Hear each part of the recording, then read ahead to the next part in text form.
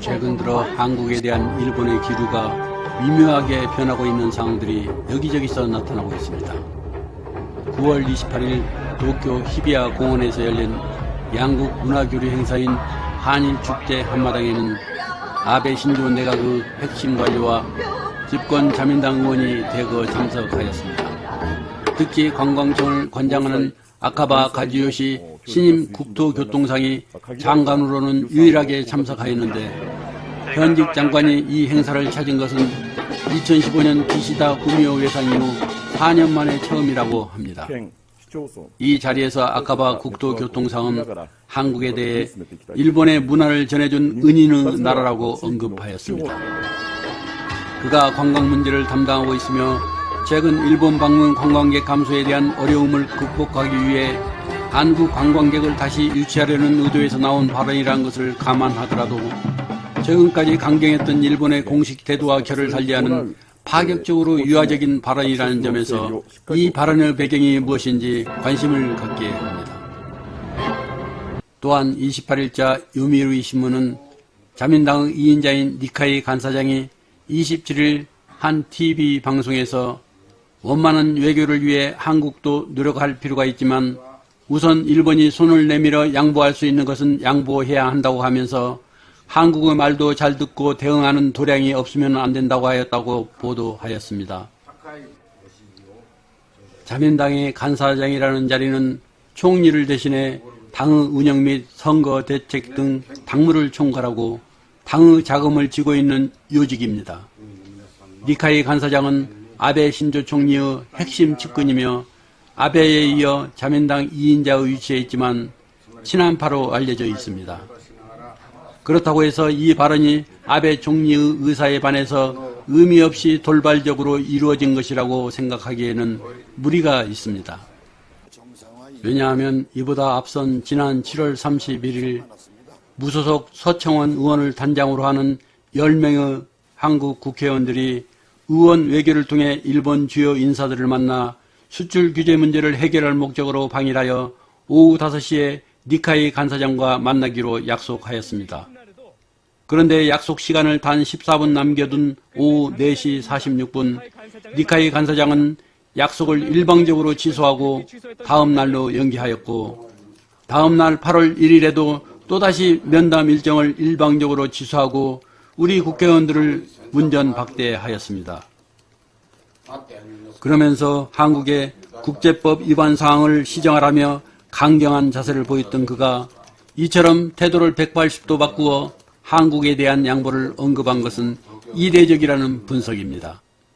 이와 때를 같이하여 9월 30일 정부와 업계에 따르면 일본 정부는 지난달 8월 중순께 반도체 소재 수출 규제 조치 이후 핵심 소재인 플루오린 폴리이미드에 대해서 처음으로 한국으로의 수출을 허가하였고 10월 2일에는 유명희 통상교섭본부장이 지난 9월 30일 기체 불화수소 수입 2건에 대해 일본 정부의 허가가 나왔다고 전하였습니다.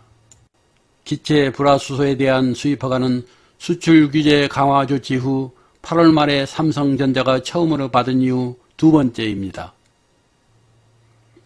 그런데 9월 27일자 요미우리 신문을 보면 일본 재무성이 9월 27일 발표한 8월의 품목별 무역 통계에 따르면 반도체 세정에 사용되는 불화수소의 한국 수출량은 한 달에 2,600에서 3,500톤대로 추산하는데 7월에는 전월 대비 83.7% 감소한 479톤이었고 8월에는 제로가 되었다고 하면서 일본 정부가 7월부터 불화수소 등 세계 품목에 대해 한국 수출 관리를 엄격히 한 영향 때문이라고 분석하며 한국에 대해 일본이 강력하게 수출 규제를 진행하고 있는 것처럼 보도하였습니다.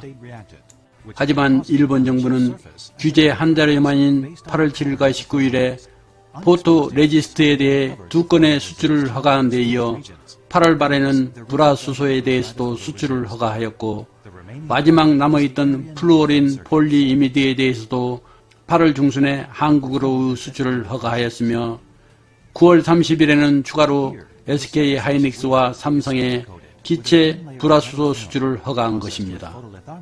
이러한 결정이 WTO의 소송을 피하려는 일시적인 꼼수인지 그렇지 않으면 작전상 후퇴인지는 알 수 없지만 일단은 일본 정부 태도의 변화 조짐이 느껴지는 부분입니다.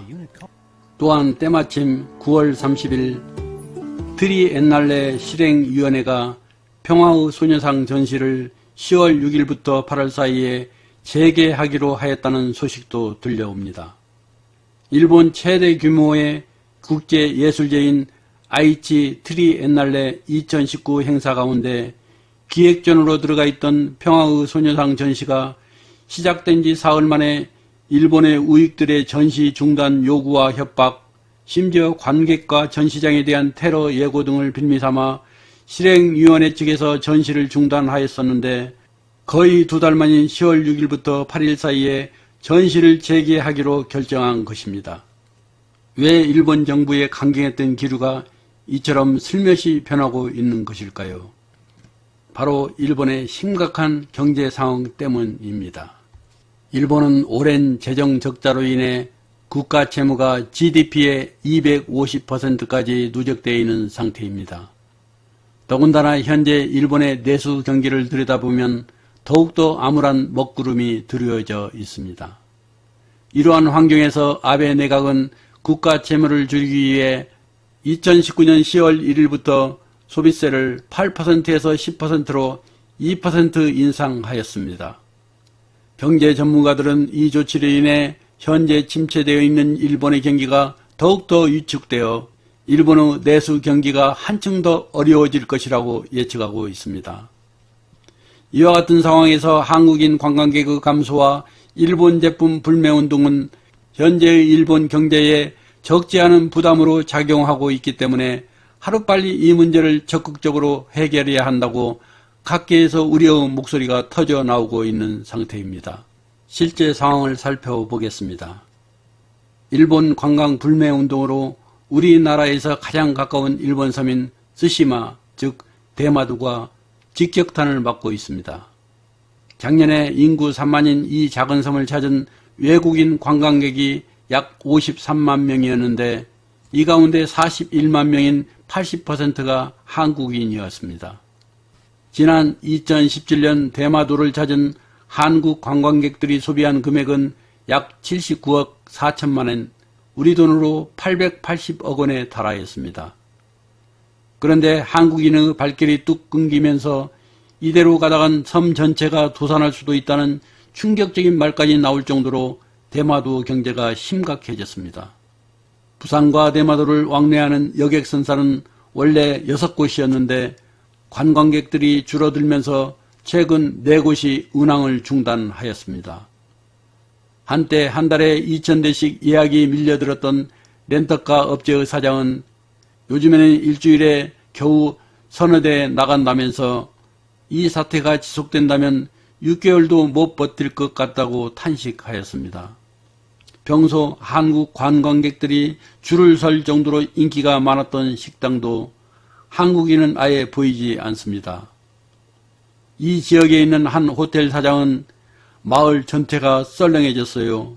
거리에 사람도 없고 이런 현상은 일본 대지진과 쓰나미 같은 천재지변 이후 처음이라며 우울해하였습니다.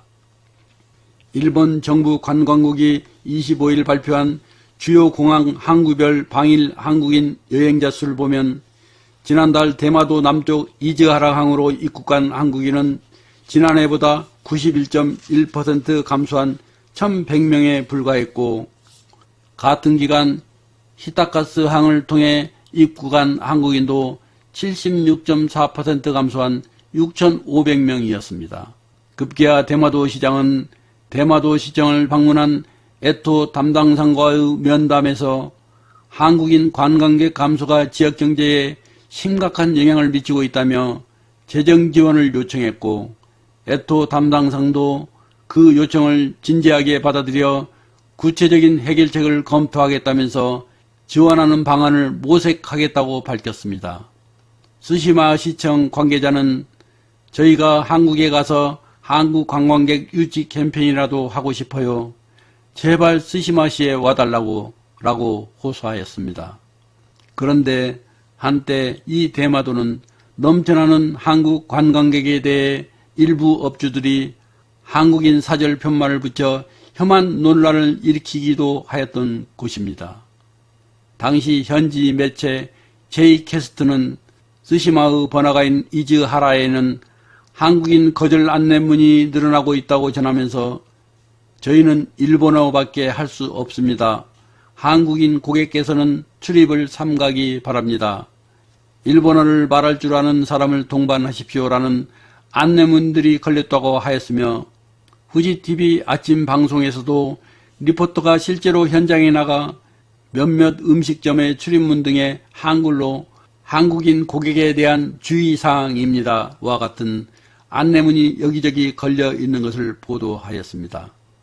이러한 사실들을 떠올리면 지금 한국 관광객에 대한 대마도의 구애는 아이러니하게 느껴지며 때늦은 후회처럼 들립니다. 한편 일본 재무성은 한국에서의 일본 제품 불매 운동으로 인하여 8월 한국으로의 맥주 수출량도 전월 대비 92.5% 감소한 약 59만 리터, 금액으로는 약 5천만 엔으로 급감하였다고 발표하였습니다. 우리나라 산업통상자원부가 10월 1일 발표한 자료에 의하면 일본 의료의 9월 수출은 전년 동기 대비 5.9% 감소하였지만 대일 수입은 8.6% 감소해 전월의 8.2% 감소보다 하락폭이 더 확대되었고 일본의 수출 규제가 진행된 7월부터 9월까지의 대일 수출은 4.1%, 대일 수입은 8.4% 감소하였습니다. 일본의 수출 규제로 인해 한국보다 일본이 더 큰 타격을 받고 있다는 것을 의미합니다. 이 모든 상황을 한마디로 정리하자면 우리 국민들 모두가 하나가 되어 동참한 일본 제품 불매운동, 일본 가지 않기 운동은 그동안 강경 일변도했던 일본 정부를 당황스럽게 만들었고 그들의 강경 자세를 눈에 띄게 변화시키는 계기가 된 것입니다. 누가 이러한 일본의 변화를 이끌어냈습니까? 누가?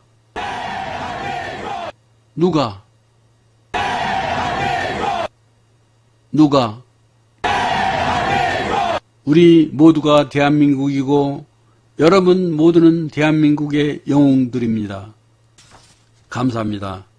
그 길의 그날까지 그 길이었습니다.